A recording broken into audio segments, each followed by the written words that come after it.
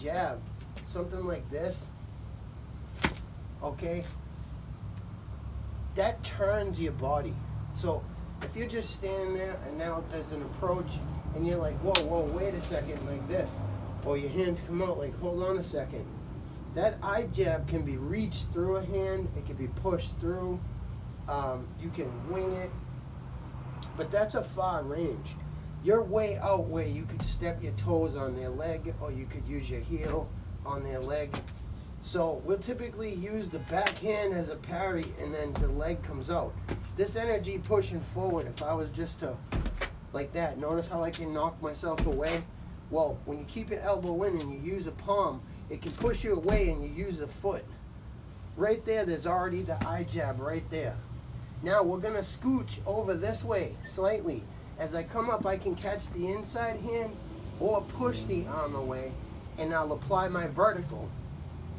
The next thing will be more of a smack and a GAU CHOY. The GAU CHOY hook, there's variations of hooks, but for this one, we're teaching the very Wing Chun, coming in with the horizontal, with a vertical fist like this, just like the boxers, except the arm is out. The reason the arm is out is because typically when hands come out and they go like this and they twirl, if there's contact between the two hands, they'll start to go a little wider, and you'll get this kind of an effect. Similarly in wrestling, they have a whizzer, where two people will actually connect arms on the ground.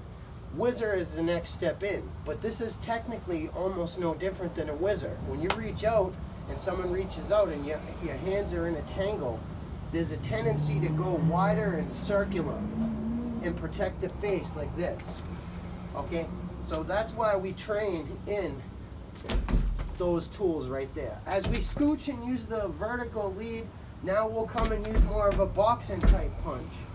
And when we come inside the arm, we can always use the Bill Sao, push the elbow away and slide right up the inside of the arm, hit the rib, and then hit up top.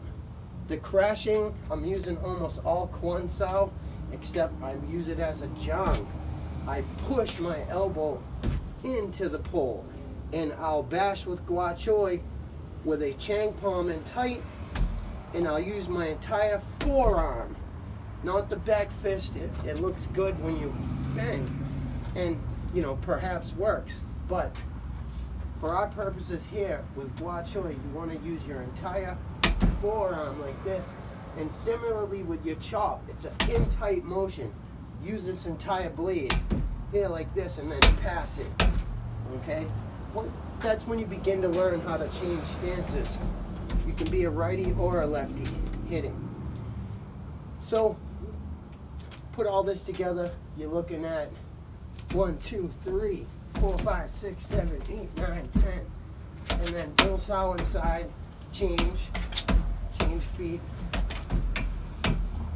and apply your kung fu in tight.